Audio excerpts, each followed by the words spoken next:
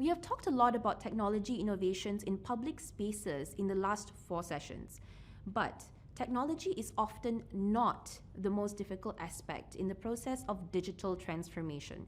The mindset is always the bottleneck. Leadership in the public sectors plays a crucial role to accelerate growth in designing Society 5.0. Now more than ever, our leaders need better contact and exert influence in making the most out of everyone's abilities.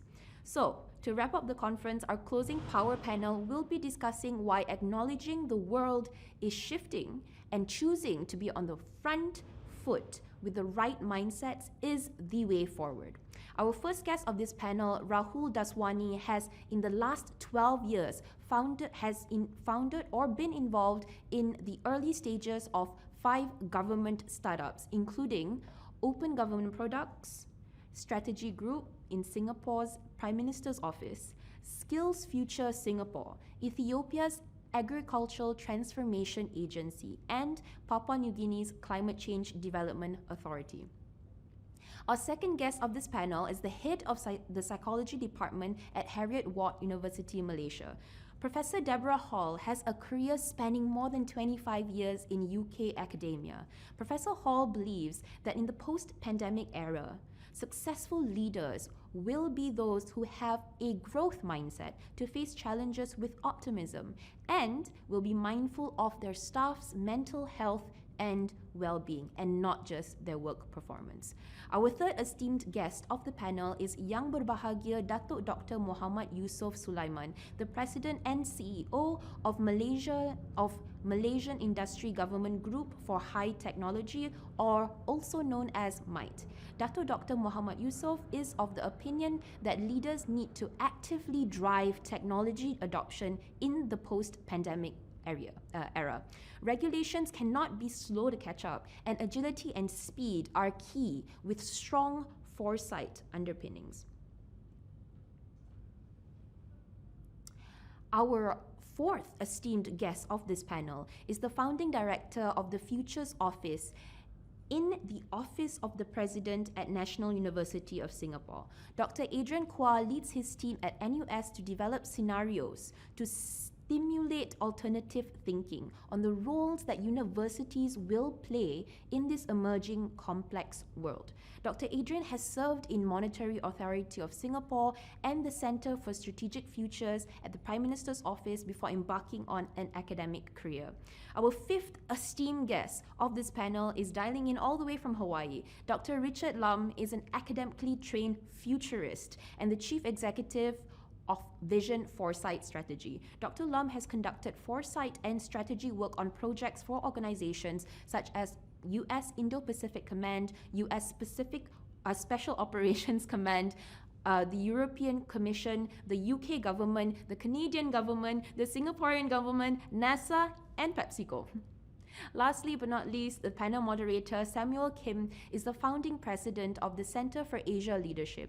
He is passionate about nurturing and empowering talent in Asia and runs over 70 programs annually in 31 Asian countries to help the region's emerging leaders explore ways of being socially responsible as they face today's complex challenges.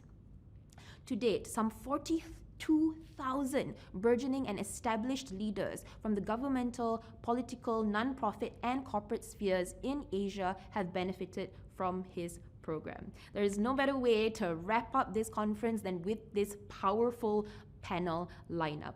And if you have any questions for this panel, please do not hesitate. Please post it in the chat box or in the comment section, and let's engage. So let's check in with the panel. Thank you very much. Thank you very much. It was a wonderful introduction. Welcome, everyone, whichever part of the world you are joining us. Good morning, good afternoon, good evening. Right? Welcome to our session, Futures Thinking, Designing Society 5.0 by Redesigning Mindset. And so as we had a wonderful introduction, we have an esteemed 5 speakers with us, and we're going to be exploring ideas in which how we might help the government to help the public to own the right mindset of embracing what we call digital capability as a way to survive and thrive in times of hyper uncertainty. So as we have witnessed through the pandemic, an ongoing pandemic, we are extremely vulnerable, right? We see a series of converging trends and disruptive variables. And this is really putting a lot of pressure on the governments. And so their abilities or trustworthiness and relevance are really being put to a test. I think one of the ways in which the government can weather the storm is to really diagnose carefully of what's to come, and then really prepare in advance of all these possibilities. And that's perhaps how we can weather some of these difficult moments. I read one of the recent report by McKinsey, and they said that digital capabilities, a leadership mandate, and the talents with the right mindset and capability is ever so critical in really weathering these uncertain times, uncertain variables. And it is very important to, as a nation as a whole, from the government standpoint, to safeguard the citizens from these uncertainties, but also as a way to boost, nationally, a path towards growth. And so we are going to be hearing, we're going to be going through about 5 questions or so, and you will be having a chance to hear a different perspective as our esteemed panelists, like all coming from a different background. And so as a start, I want to ask each and every one of you this question, okay? One, this question is, I know that Richard, you're joining us from Hawaii, and 2 of our gentlemen, Adrian and Rahul, is joining from Singapore, Deborah from Malaysia, as well as Yusoff from Malaysia. I am joining from Seoul, so we have quite a diverse a group of people here. Let me ask you this first question. Are you able to share with the audience any one interesting fact about yourself? Okay, any interesting fact, just one fact only. Okay, and so may I have the honor of going with all the way to Richard, who is based in Hawaii. Go ahead. Good morning, good afternoon, good evening, everyone. So one interesting fact, even though I do Foresight work professionally now, when I first went away to college, my scholarships and my career path, I was going to become an engineer, and I was going to design spaceships. And I really, really, really wanted to do that. And then I ran into geometry for engineers, and I changed my major. Okay. So a major shift in the path, right? Okay, can I have next Rahul to share your interesting fact? Sure. My fun fact is I played with devices, which I realize some of you may not even know.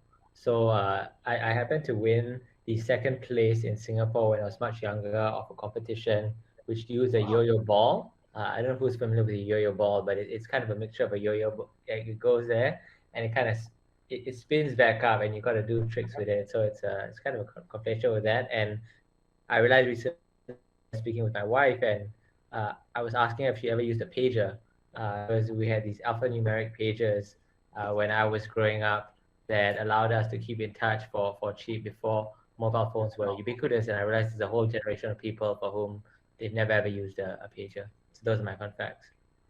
Okay, great. Can we have Deborah next?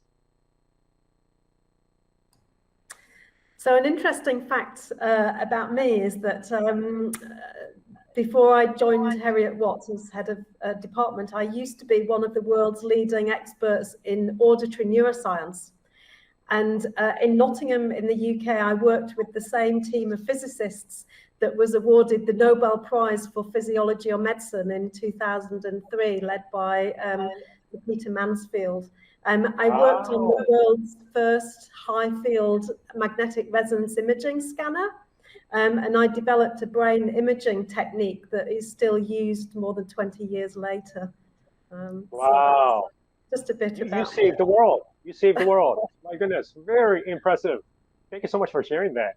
Can we head over to Yusoff next? Yeah? Well, I know whether this is going to sound interesting or not. I love music. I played drums in the rock band. We have an album, compilation album before.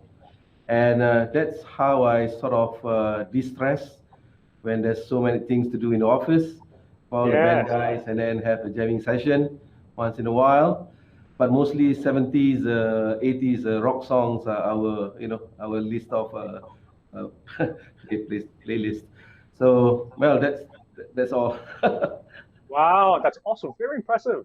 We've got a musician here, right? I'll be very much looking forward to your listening to some of your the songs that you've played in your album. So looking forward to that. All right, thank you. Can we have Adrian next? Thanks, Samuel. Hello, everyone. Thanks for having me here. Spoiler alert, my anecdote does not involve any Nobel Prize for anything at all. So Deborah's given us big shoes to fill. Friends will tell you that I am a repository of largely useless trivia and information. I like to think of myself as fairly well read, but at the end of the day, I generally think that most things in life can be explained in terms of the Godfather movies. So most of my cultural references, most of my mental frames are drawn from the Godfather films. 1 and 2 only, by the way. Wow, I like that. I like that. Great, great. As you can see, for all the audience, we have a very special, esteemed panel here with very interesting background. So let's actually proceed with the first question. Okay, first question. And I framed the first question as the driving force and the impact, right? So as we have seen through the pandemic, we are actually living in an ever-growing complex world, right? Very highly uncertain world. And I want to ask you this question. We come across with a lot of disruptions, whether it be negative or positive, right? And so I'd like to ask you, what are some of these disruptions that you think about on a daily basis, right? And then maybe second part of the question could be that what do you think is the prominent of these that you mentioned that you see as impacting our lives greatly, right? To a large extent. So can we have Rahul to start with this first question? Yeah, sure. Thanks, Samuel. I'll talk about 3 things I think about fairly regularly and one in particular that's more prominent. So the first one that I'll talk about is there's a tension, and there are 3 tensions that I'll speak about, right? So there's one tension between individual freedom and collective action or collective responsibility. Okay. And I think that balance is shifting for different societies. And we need to figure out as collective societies, where do we want to be on that balance? The second is a tension between resilience and efficiency. And that's particularly acute in the supply chains, right? I mean, in the past, it's all about efficiency, just-in-time supply chains, and so on. But I think with COVID and that kind of coming to a head, then the question is, should we balance more for resilience and potentially think about what we want to produce in-house and not rely necessarily on the outside world, but then that becomes more inefficient. So where do we want to set up more balance? And the third one is really the balance between expertise and opinions or popular opinions in terms of decision making. Right. I think that has undergone a major shift away from expertise towards popular decision making. And the question is, do we collectively want to move that or not? Right. So those are 3. There's to talk about all 3, but I'll pick actually the first one because I think that's something I think about regularly, which is the tension between individual freedom and collective responsibility. Because talking about COVID is not going away anytime soon, unfortunately, as much as we would that it would. And so the question is, how do we then individually make decisions that are going to result in collectively what's best for the country? And it's quite interesting because different countries have quite different positions, right? And if you look, one of the leading indicators of this is vaccination rates, right? Because then I think you can tell quite clearly which countries actually, when you've access to the vaccine, how far do you get? Right? And for what reasons do people choose not to get the vaccine? So what are we willing to do? And that's just one indicator, right? But also it's things like how much do you do masks? How much do you actually engage in social gathering? How responsible are you when you actually do go out?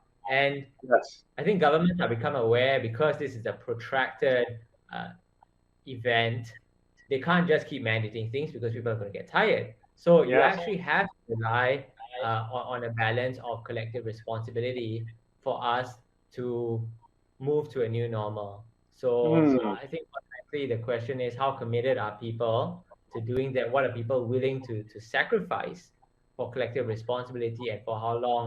And until and unless people don't have a good pulse on it, actually the measures are kind of doomed to failure. So really then what that necessitates, and the learning point for me, is how can we have a really good pulse about where people are at, what they can withstand, what are the aspirations, so that the measures that are taken and the recommendations that are pursued are actually done in line with people's visions, both for themselves and collectively for their societies.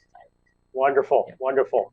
I think you've highlighted the essence of the point of the diagnosing properly of where sort of the public sort of a sentiment and climate is. I think that's going to be extremely, extremely critical as a way to kind of prepare in advance for what's to come. Can I hand it over to Richard?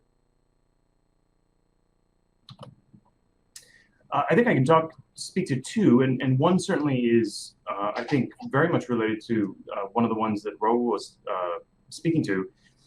And one of the ones that I've been thinking about a lot recently is something of a confluence of, I think, several developments and trends. And so when you look at, and it's a characteristic, I think, of the age in which we live, where there are so many lines of new development and they intersect, and so they create all of this turbulence and all of these just very difficult to predict sort of outcomes.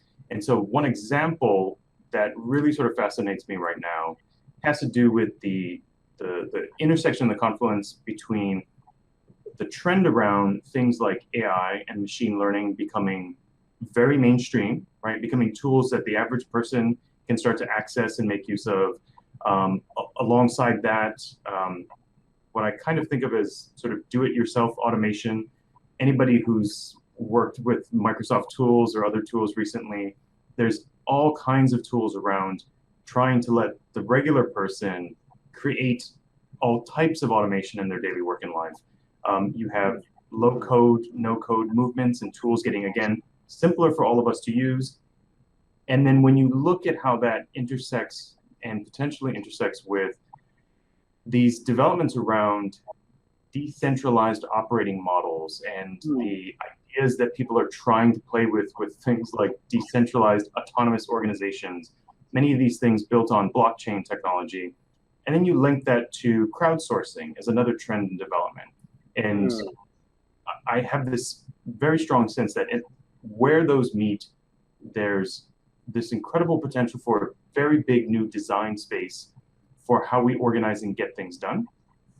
And then the second one would be, and this is related to something Rahul was talking about, and that is, this is a longer run trend that has been going on for many years at this point. And it very much is related to the trend in many countries around the loss of faith in authority and expertise and traditional institutions.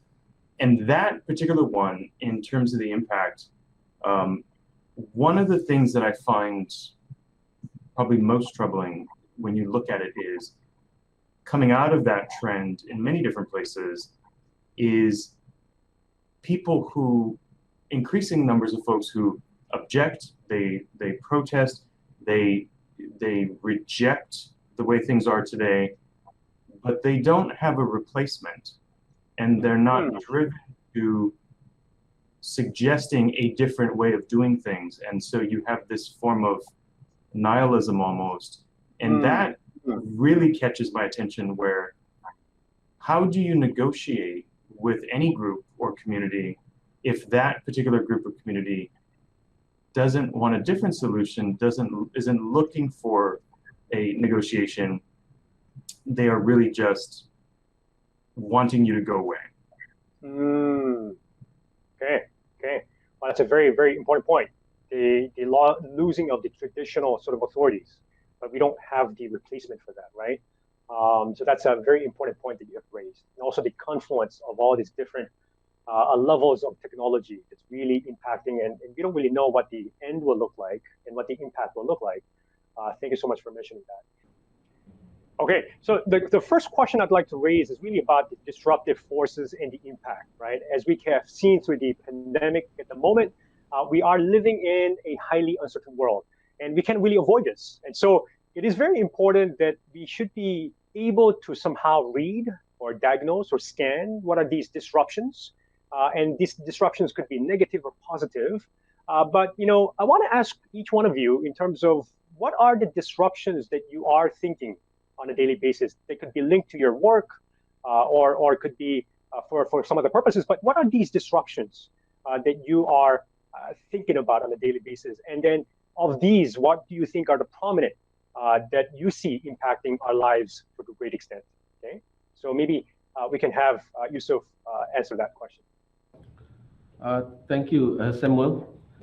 I think this development, we are looking at a very ideal scenario in the future.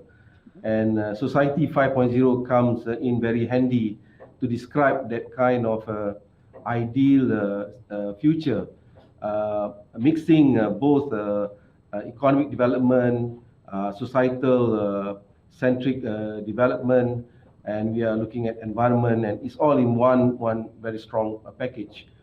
But I think what comes very strongly from Society 5.0 is the need to master technology.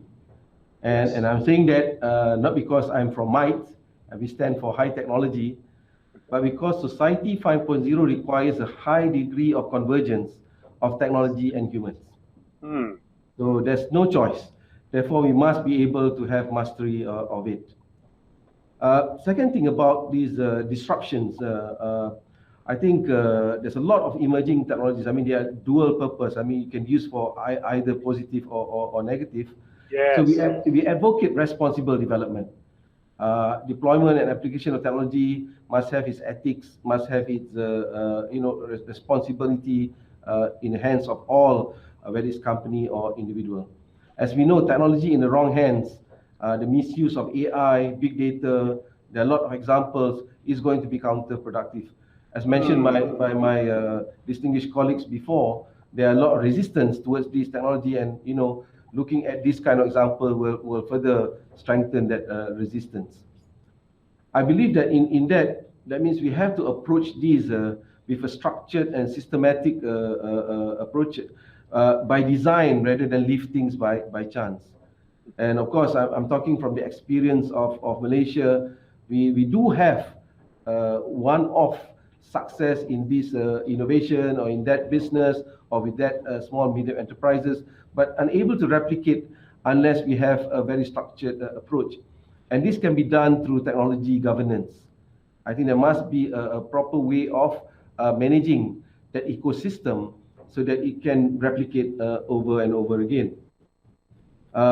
Last month we have this WHO. We participated in their Health Futures Forum, and it too revolves around how technology will shape the future of health. So it's still about how we are going to deal with these emerging technologies which are coming, in a rapid pace. So again, I like to stress that concerns over technology mastery as well as technology accessibility is very, very key in facing the future scenario. Very, very wonderful. I really like the point about we have to master the technology because right now the human and the technology go in hand. You mentioned about the responsible development. That's really, really an important part. So thank you so much for mentioning that. Can we have Deborah next?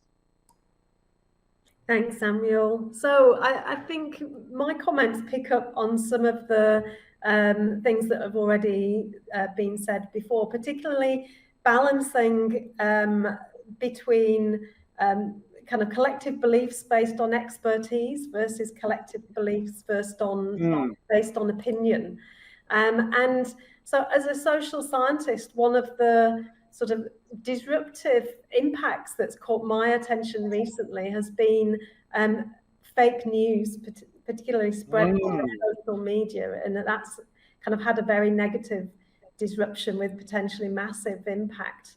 So Yes. by fake news, what I mean is news articles that are intentionally false and are designed by people to manipulate other people's perceptions of real facts or events or what people have said. If you look back through history, there's actually been a lot of examples of false news. For example, in 1755, there was a massive earthquake in Lisbon in Portugal that destroyed the city. And the Catholic Church declared that the earthquake was a punishment by God for the sins of the world. Nowadays, I think what's really different is that digital capability to spread fake news. And around the globe, did you know over 5 billion people have a mobile device? That's 2/3 of the world's population are connected over the internet. So fake news can spread instantaneously and it can spread across borders without any difficulty. And agencies now recognize that fake news is a major issue in the media, in global politics, in national security. It affects our view of the world and it affects the way that we behave in the world. And it also erodes trust. I think that was a comment that Datuk Yusoff made. People just don't know who to believe anymore.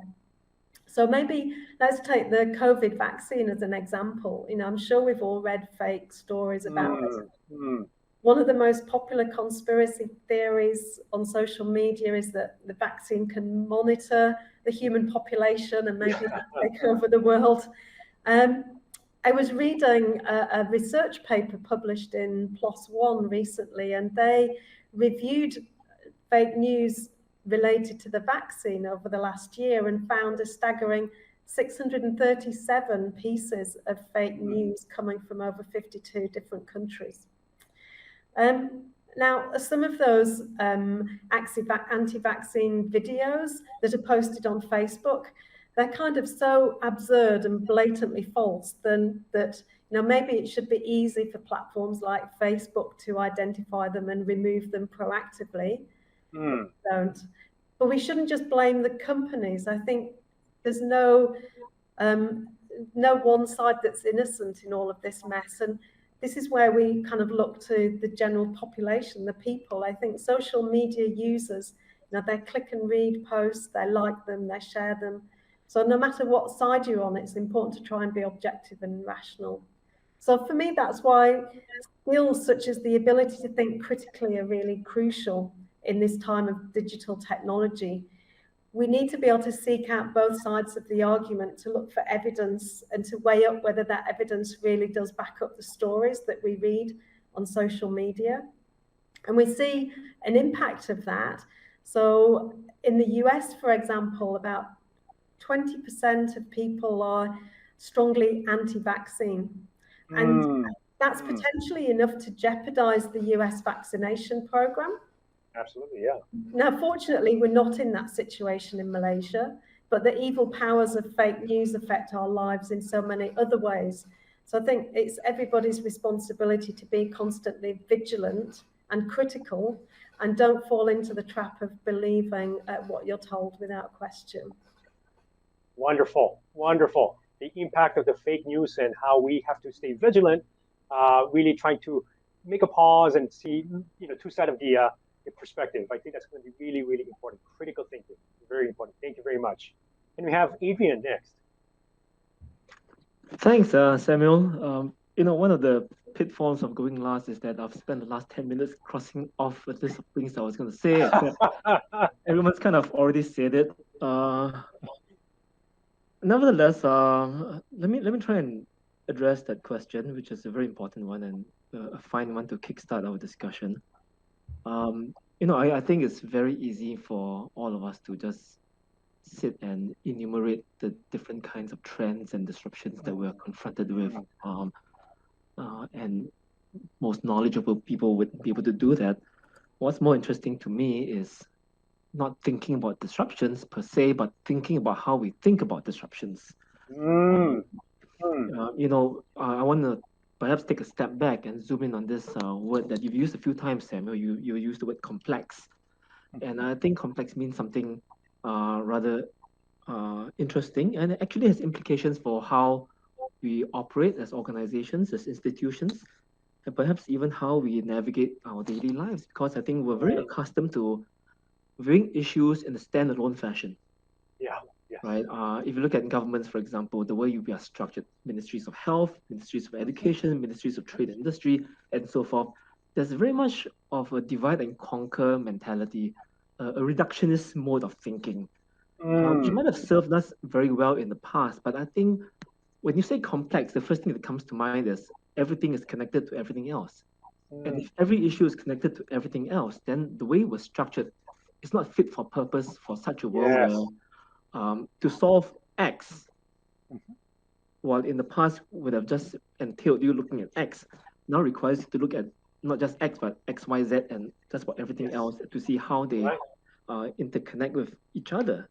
And I think this is something that we do want to bear in mind, because over time, all the different systems that we are part of, human systems, economic systems, technology systems, cultural systems, and so forth, have become very tightly coupled. Yes.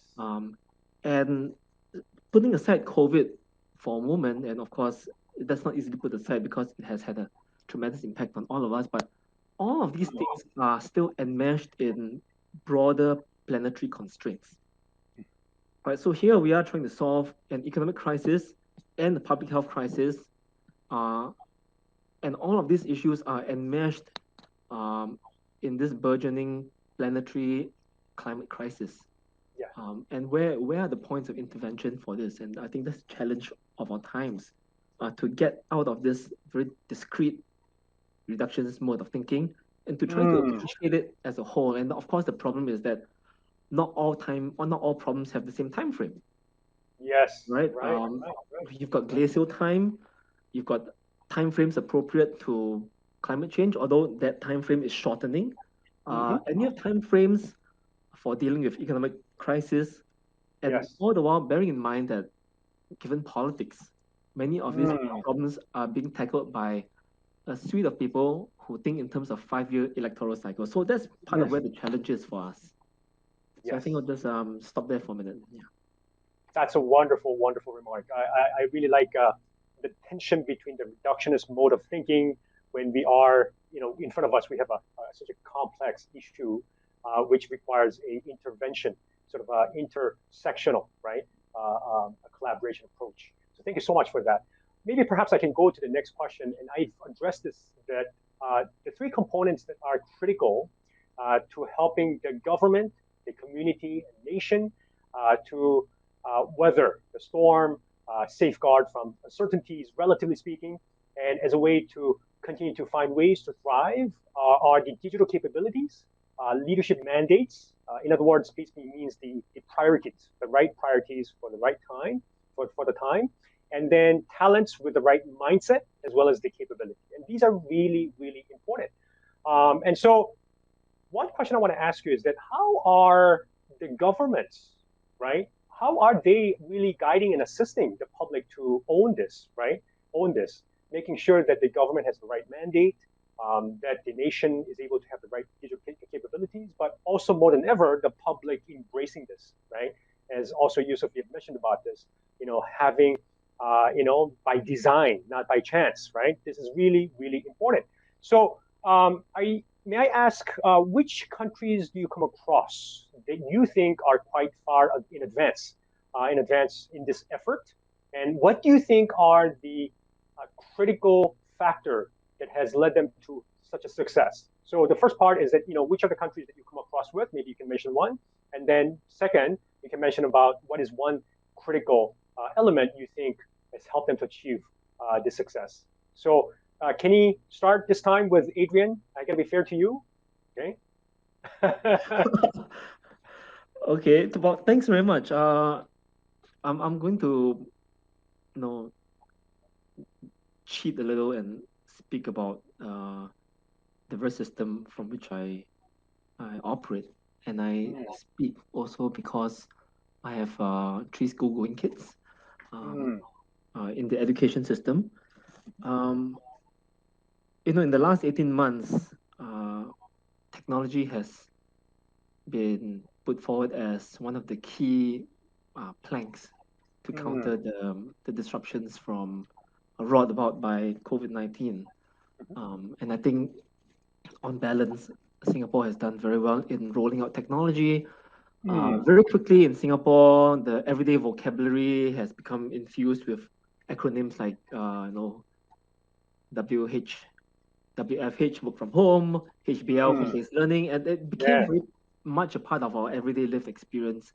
And technology played a key role in this. Part of it is also that for the longest time, Singapore society has always had a very positive, embracing attitude towards technology. It's not to say that it's without resistance, of course it is not, but on balance, we have been very receptive to technology solutions. But I do want to point out that for all of the success stories that you hear of Singapore using technology to mitigate the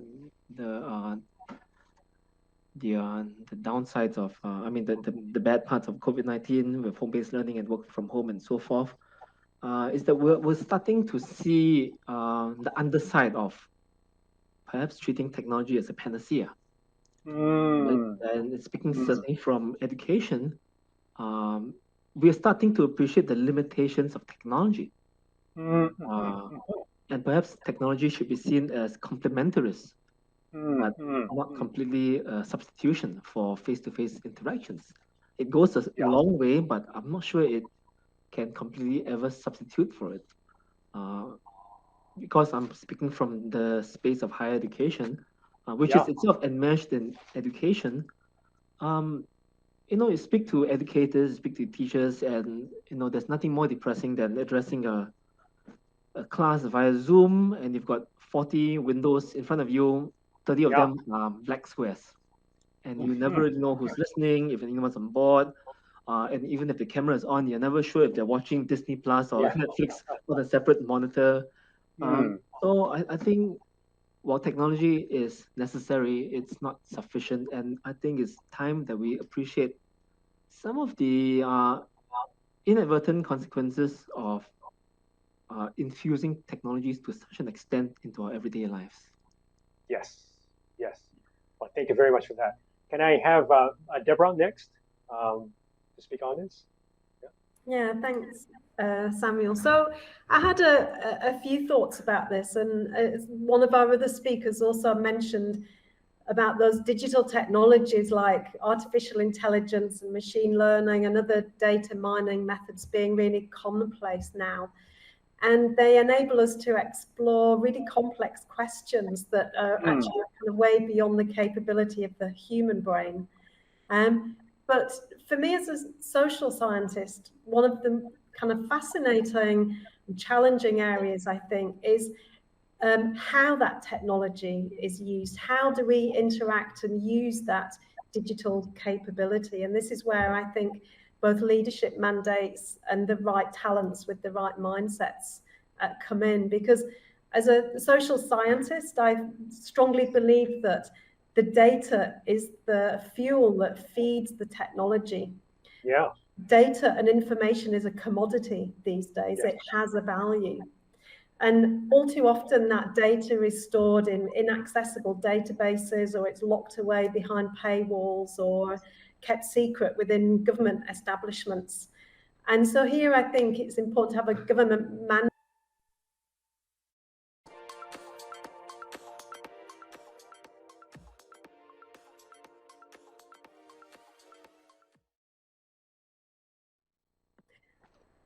So I was talking about the UK having a world-leading knowledge economy, and driving this, the UK government and scientists have been committed for a long time for sharing knowledge, not just with one another, but with the rest of the world. And I've got a couple of examples that I can just kind of briefly draw on. So the UK government offers some of the world's best open source data. Lots of government data is freely available for anyone and everybody to look at through data.gov.uk. You can look at crime, government spending, business, education, etc. Perhaps more closer to home, thinking about how we've been tackling the pandemic. The UK, like other countries, has been very focused on finding effective solutions. And they've made the source code of their National Health Service contact tracing app open source in order to increase transparency and provide a high level of trust amongst the general public. And one of the advantages of this is that making that code open source allows other third-party app developers to see how workarounds have been achieved to enable the app to access Bluetooth functionality on Apple phones, for example.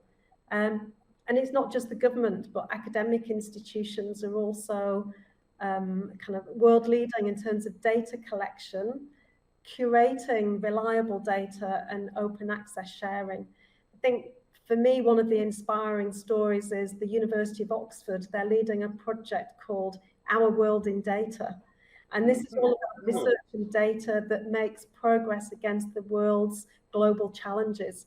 Things like poverty, hunger, climate change. These are really complicated questions that if we don't make use of existing research and data because it's inaccessible, then we can't find the right kind of solutions to these really complicated problems. And to do that, it's about having a humanitarian approach, I think, to data sharing, and also having the right people with the right attitudes to share their expertise and to collaborate to find solutions to the world's really complex challenges. Wonderful. Data is really critical. It's really the catalyst. That's what Deborah is sharing. Can I have Yusoff to share about your perspective on these three qualities? Yes. So I think this question is much asked by our clients when we do strategic research or studies for them. Have you done enough benchmarking? Have you looked at the right country for us to compare ourselves or to emulate?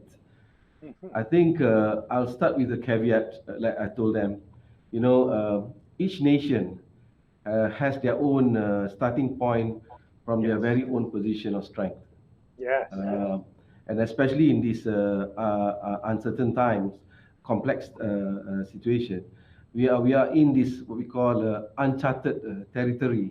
Yes. And we can't simply take another country path and copy them. Of course, when we talk about Society 5.0, Japan comes to mind because they came up with it. I remember, on hindsight, I met the lady that gave birth to Society 5.0, Dr. Yuko Harayama, before Society 5.0 actually was accepted by the Japanese government, and how she was going about it, having conversation with us from different countries, asking us how we are approaching certain things like innovation and etc. I think what Society 5.0 in Japan actually, as a result, was taking account of other situation in other countries to help them to really create a very strong document or plan. So I think Society 5.0 is also asking questions. How can technology could be used to drive economic development and solution to social problems? So, but a lot of this conversation has not finished. It's still going on. And I'm part of the Science and Technology for Society Forum based in Japan, and we are having this conversation again and again. And we have the ASEAN version, and we still talk about it. So it's still a matter of shaping up this ideal situation that we want for our country. But as far as foresight and futures thinking, because we have a center here in MITE, we're looking at how we can mainstream this to the whole of government. So the outlook must be, having these understanding of what the future scenario will be and how do we plan for it. So when we look at these approaches, then a country comes to mind, Finland. We saw in Finland, they established the Committee of the Future in the Finnish Parliament in 1993, which has published, a lot of radical technologies and documents and legislative documents with which the adoption of technologies can be streamlined. So they have a very strong, advisory, consultative approach to developing the future. And I really like what they are doing over there. So in Malaysia, the question is, we ask ourselves, are we ready? In terms of skills, Malaysia, we compare to other countries, we're not that bad. I mean, the latest global skills report ranked us around 46 in terms of competitive across business, technology, and data science, and etc. So we can actually look at ourselves again and see how we can go from there. But we can also use some of the best practices from other countries. But I think it's going to be a mix. It's going to be adaptation and localization of some of these approaches, Sam. Thank you very much. Yes, adaptation and localization. And definitely there are things that we can learn from these two countries, definitely. Can I hand it over to Rahul? Yeah, thanks, Samuel. So I think the countries have been mentioned. A lot of the Scandinavian countries, I think, are doing particularly well. Finland, Estonia, Germany is doing pretty well. And I think the key to actually doing well in responding to COVID is really three key things, right? So the first thing that I think we need, and not just COVID, right? I think for the future to prepare for any kind of disruptive event, the first thing that you need is how can we have a direct line for governments to talk to citizens? In this age where there's so many voices and there's so much going on, can we have a direct line for government to talk to citizens or not? Right? I think the second, semi-related, is like how do we deal with fake news and misinformation? And there are many types, right? So how do we help people? Deborah talked earlier about like how do we teach people critical thinking, and it's critical thinking and also applied specifically to critical information decision making, right? Like how do I decide which information to trust? How do I make these calls and then do the critical thinking to determine my decision based on the information that I've chosen, right? And there's also things like scams and spam and so on. Like in Singapore, in the first 6 months of the year, crime's actually gone up by 11% because of scams. I mean, scams in the first half of this year alone have cost people over $100 billion, right? So that's just increasing year on year and year. And so this is going to be a real problem. And so how do you help people deal with this and so that they don't fall prey to scams and fake news and all of that stuff, right? And so so that's the second main one. And I would say that the third thing that is going to really help is things like really secure identity verification and payment systems. If you can get that really well secured, actually, I mean, you can imagine with these three things, there are plenty of use cases. Any kind of real issue that's going to rise in the future, you're probably going to need direct communication. You're probably going to need people to understand what news to trust, and you're going to need some sort of payment mechanism and identity verification, so that, I mean, as a government, you can give masks to your citizens, for example, or people can pay for stay-home notice, or quarantine. You can use payment systems and identity verification to make sure that the right people are doing the right things, and that also then, of course, complements you and helps you avoid scams and spam. Right, so that's kind of the three big things, and I think the countries that have done this well are the ones that are actually doing well. And we also in Singapore, Open Government Products, the organization that I'm with, very quickly realized that these are key things we needed to focus on. And so we were lucky because we do a hackathon every year in January, and last January we were kind of starting to hear about this, and so we pivoted some of our products. We originally said, well, does it have to be real time? Does it be large scale? Why not? We have a government to citizen channel as email, because people are used to receiving paper from the government. They'll be used to receiving emails. But when we realized actually, that's not going to work because you need much more regular interface, we pivoted to what platform Singaporeans use and people in Singapore use, which was WhatsApp. And WhatsApp is not meant to be a broadcasting platform.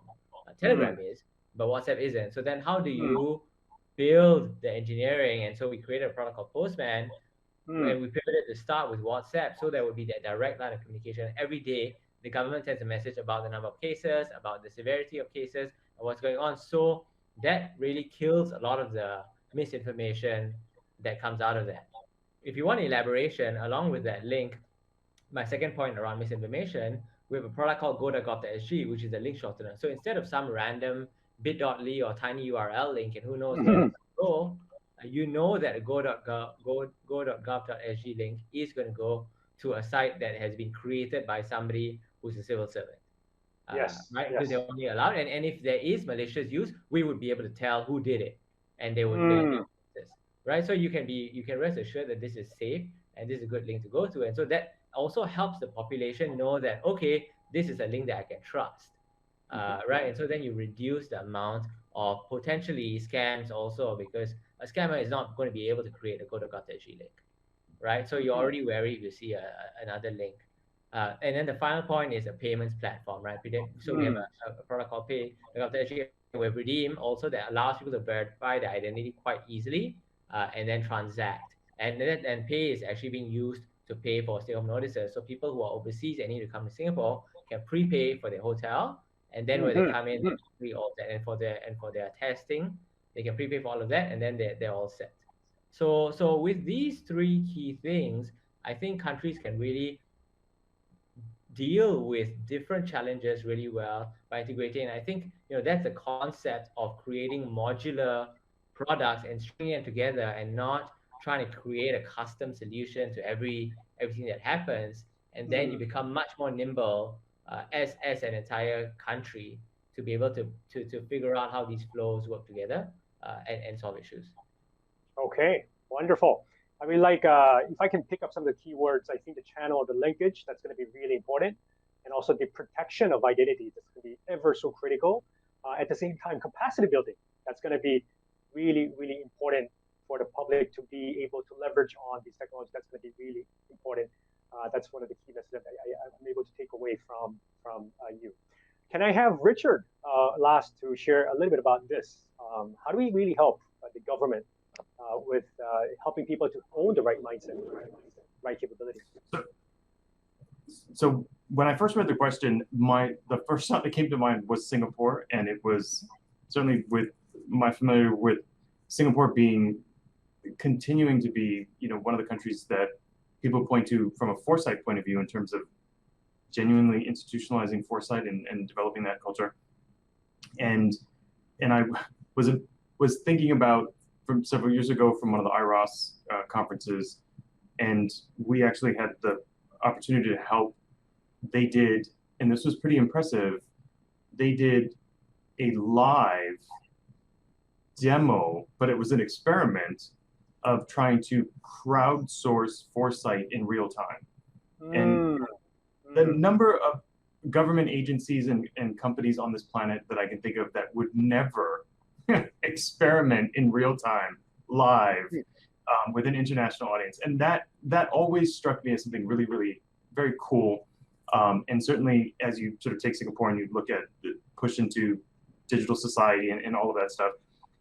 And as I thought about it a little bit more, there were two other countries that came to mind. Estonia was one, and Rahul mentioned Estonia, and Israel is another one. And in all of these cases, the embrace of technology and digital technology and wanting to be industry leaders and wanting to use it to rethink how you organize stuff. But some of the examples, in fact, go to, like with Estonia and Israel, both in different ways, using some of the new technologies over the past several years to create new systems through which their citizens become part of security and defense, and new forms of militia in order to defend the country and things like this. And one of the things that I ended up thinking about a little bit was, in all of these cases with Singapore and Estonia and Israel, certainly all of these countries make a point of trying to as it were, punch above their weight and often succeed in doing that. And I have had these conversations with folks from other small places, and Hawaii within the United States is a small place and always feels like, everybody takes advantage of us in the United States. But but that mindset of focusing on, hey, we want to punch above our weight, and that's something that you don't always find in a lot of places, right? And coupled with that is taking risks and having these attempts and these initiatives and these conversations about trying to rethink what can our place look like, what can it be about, what can those relationships look like. And again, not all communities, not all countries have that collection of sort of drive and mindset and on some level the ability to take risk. And so that was some of the things that struck me. Wonderful.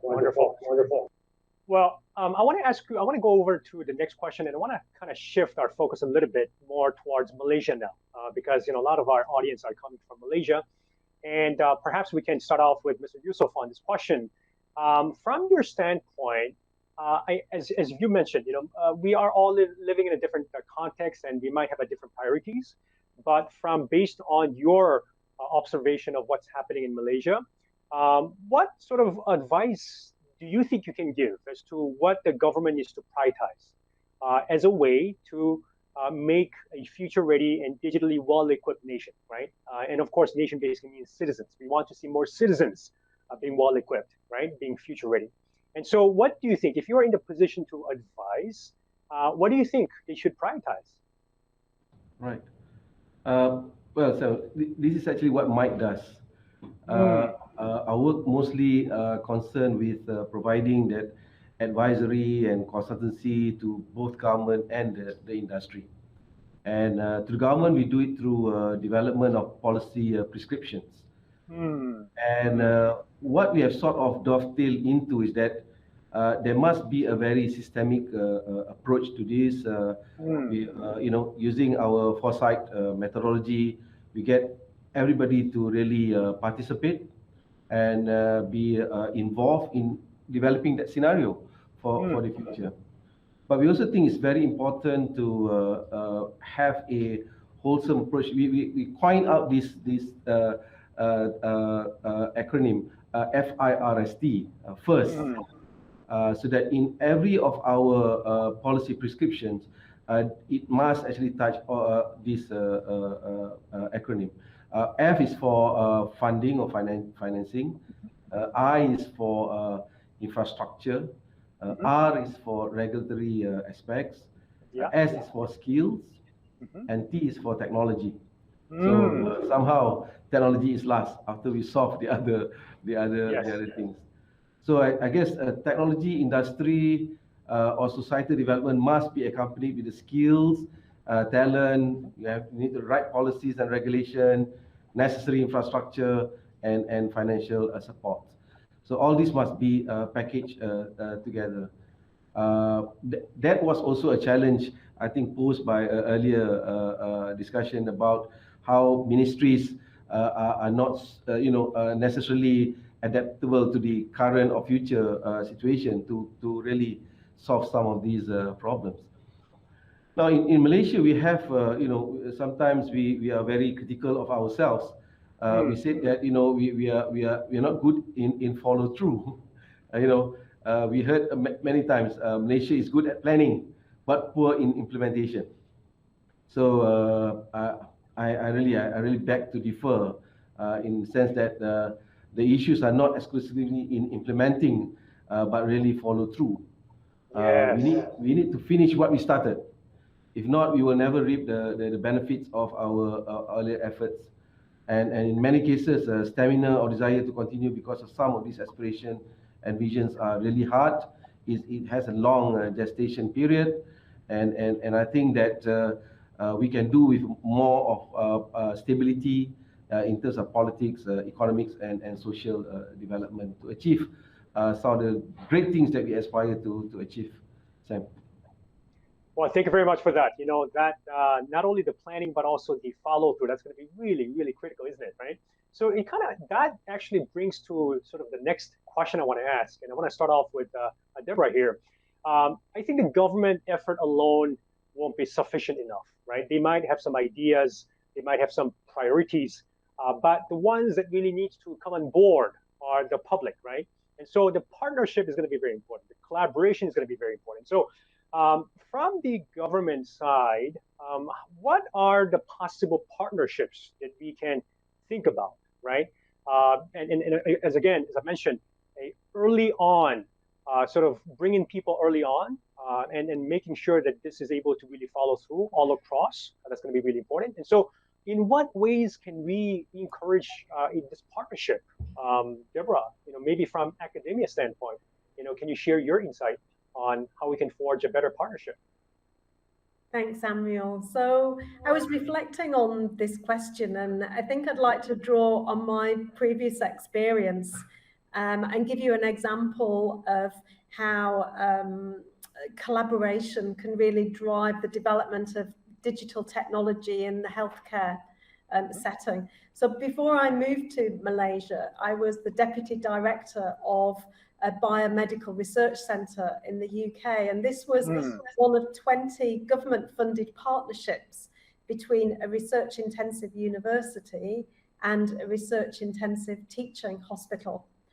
And there the government had an ambition or a vision to use the National Health Service as an engine for health research, to really base research within the National Health Service and use that to drive things forward. And they made a massive and strategic investment in a very small number of areas with very focused questions, and put the investment, the funding, in a very small number of centres of excellence. And those centres of excellence were those partnerships between the universities and the hospitals.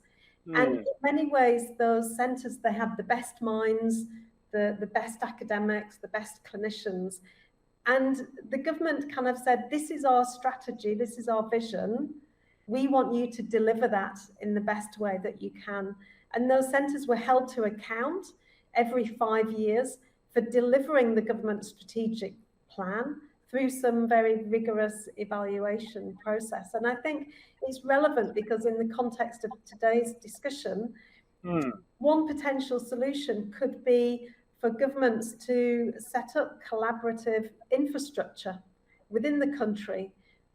My example was universities and hospitals, but that could, it could be collaboration between industry and academia as another example, for example, to drive the economy forward. So in my experience, that's been a really fantastic way of the government achieving their vision for digital transformation in healthcare. Wonderful. Thank you very much. Adrian, can I hand it over to you next? Yeah, I just wanted to say something about engagement. Of course, we agree that it's important for people to come on board, right? To be on the same page. And that's often harder to do than we expect, because there's always the risk that the engagements that you undertake, the collaborations that you attempt, paper over some very fundamental disagreements among different actors. Right. And working in higher education and having seen some of the interesting changes that have occurred, certainly in Singapore over the last few years in the education space, we have, for many years talked about cultivating a cohort of students who are critical thinkers, creative, courageous, challenging, appropriately skeptical. And then we are gobsmacked when they turn their critical thinking lens on us, people in authority, and this aphorism comes to mind: be careful what you wish for, you might just get it, right?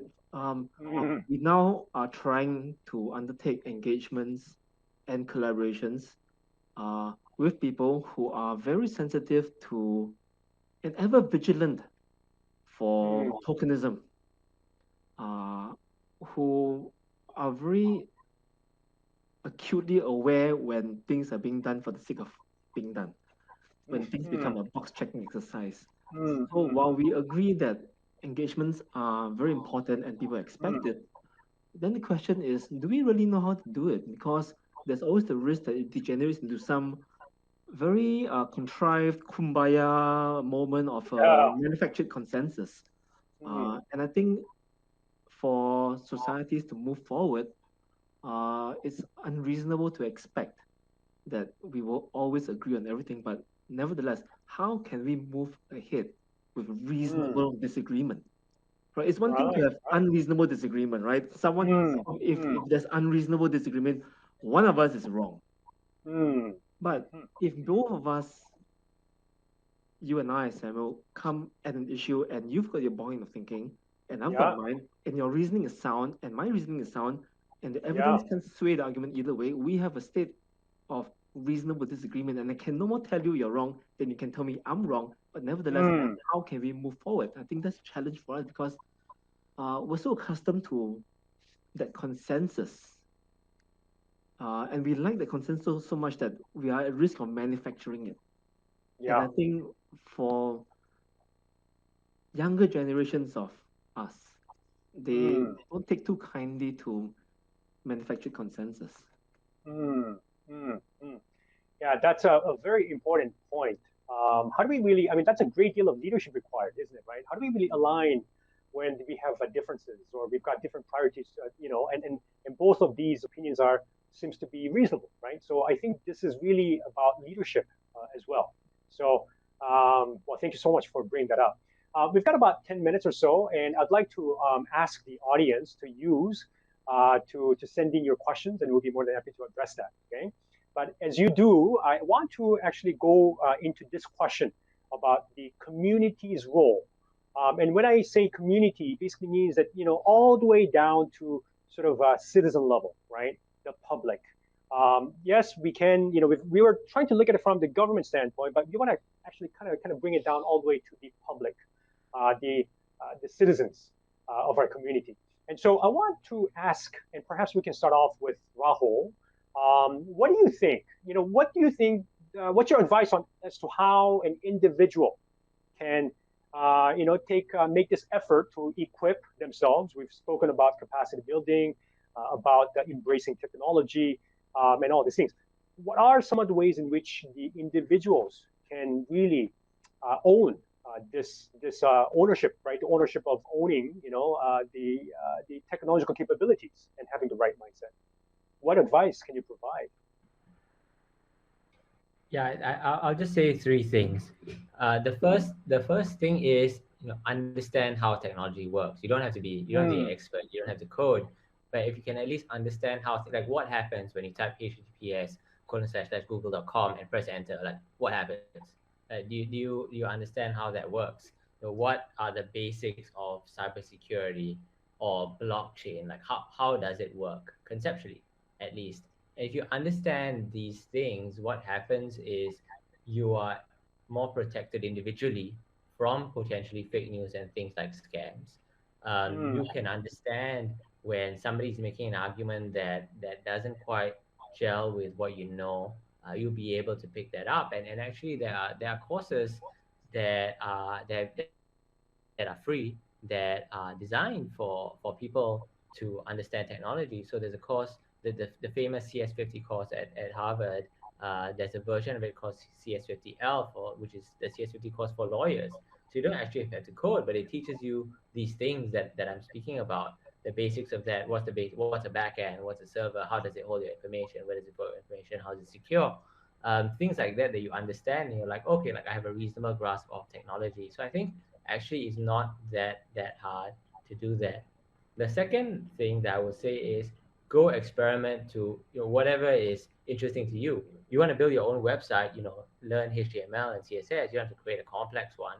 But if you learn HTML and CSS and some basic JavaScript, you can actually make a website, right? Or if you want to figure out other types of technology and invest a bit more into that, I think that's really interesting. So, for example, in Singapore, one of the things that Adrian just talked about is that relationship between citizens and government, and how do you encourage a healthy skepticism, but also, then you have to bear the repercussions of that, right? So one of the things that we did in Singapore was trace together the contact tracing. It was an app, and they created a physical token, and there was a lot of oh no, is the government tracking me physically? Do they have GPS on the token? They'll know where I am every second of the day or not, right? But actually, it's just Bluetooth. How do you deal with that in an environment where people are inherently going to be more skeptical because you have raised the bar and encouraged people to critically think? The Singapore government made a change, which is to say, okay, let me open this up. Let me open it to the most skeptical people, the technologists out there, and the hobbyists. So if you come in, you break apart the token, like you break the token, you see what's right. Go find, and you'll Yeah. see that there is no GPS inside this token. There's only a Bluetooth beacon, right? And so, it's in a way responding to that skepticism and critical thinking. And if you are somebody who wants to do that, actually increasingly, I think there will be avenues where you can say, hey, I want to act as an independent verifier of information, or not just information, of something that is being told to me.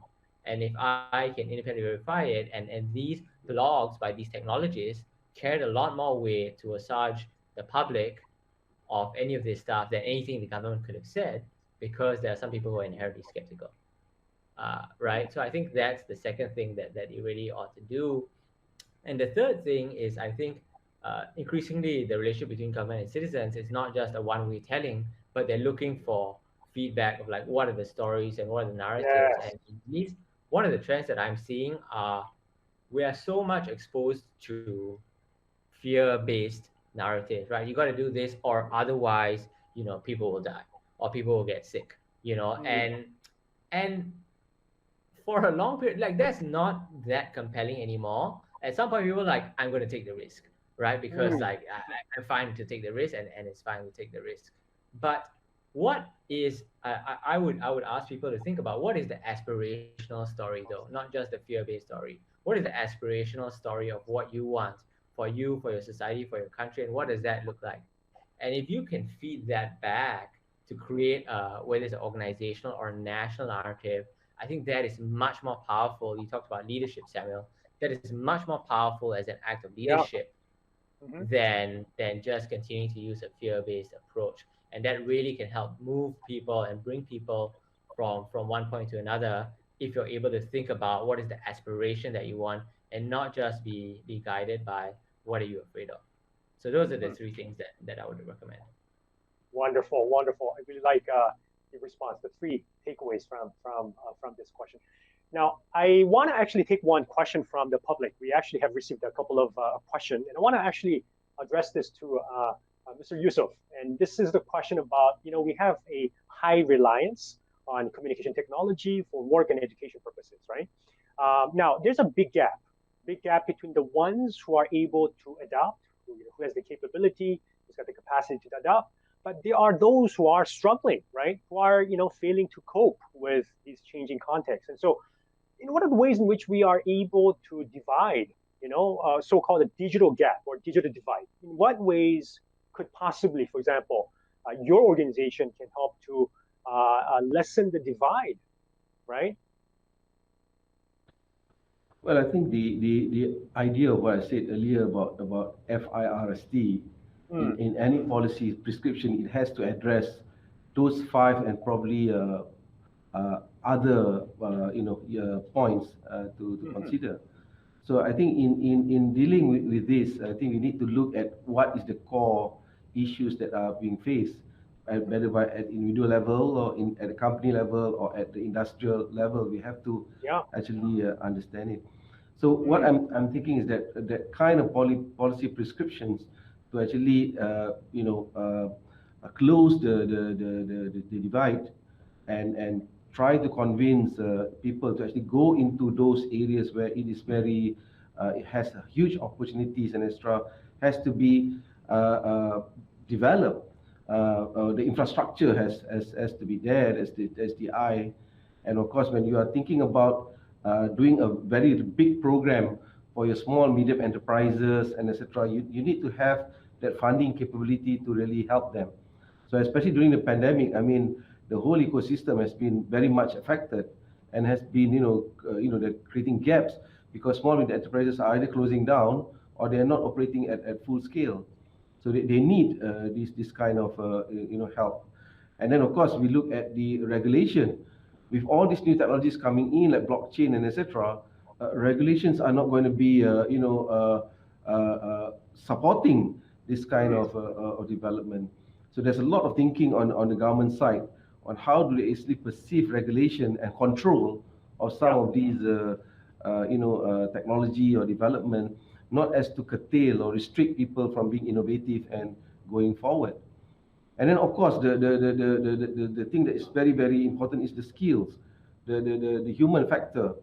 I mean, you look at both the school curriculum, you look at the university curriculum, you look at what the industry needs, are sometimes creating that gap too, that we need to bridge.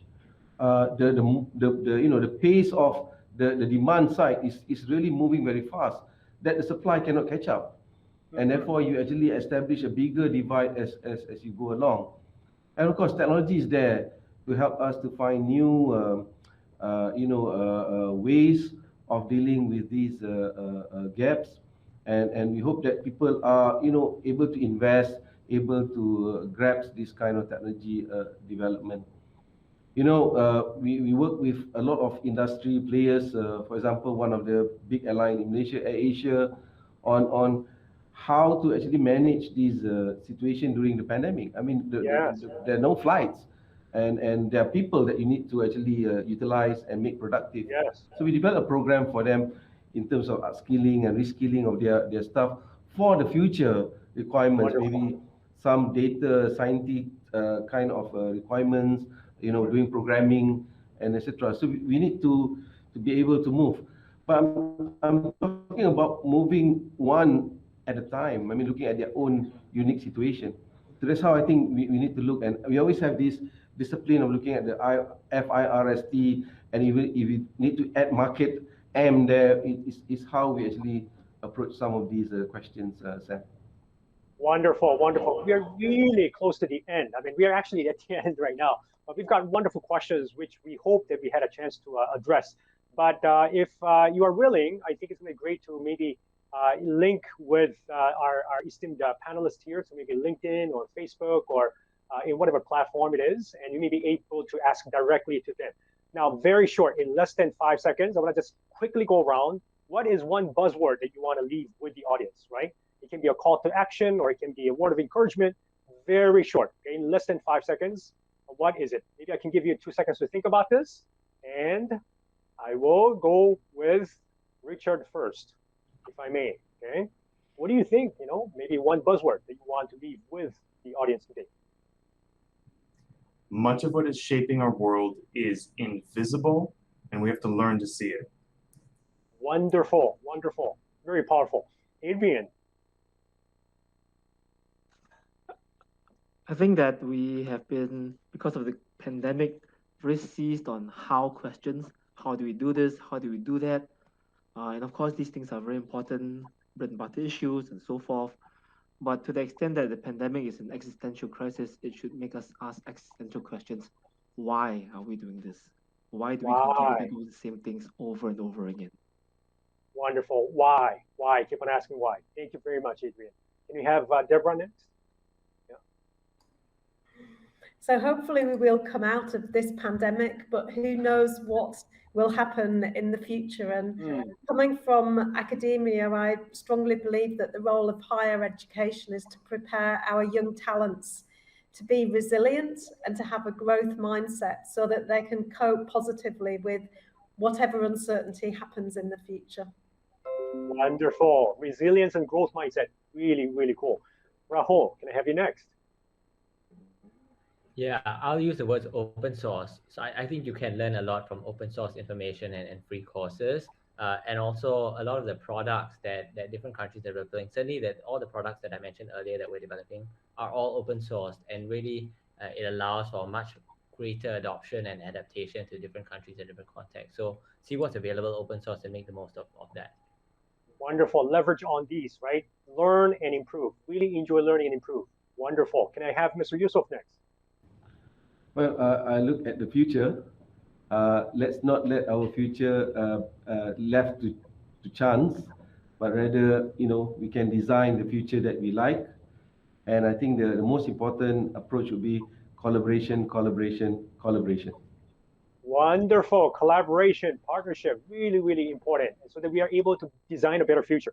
So thank you very much. It was an excellent discussion. I hope all the audience who are watching this, whether it's through WebEx or through the social media, I hope you have enjoyed what we had shared in the past 75 minutes.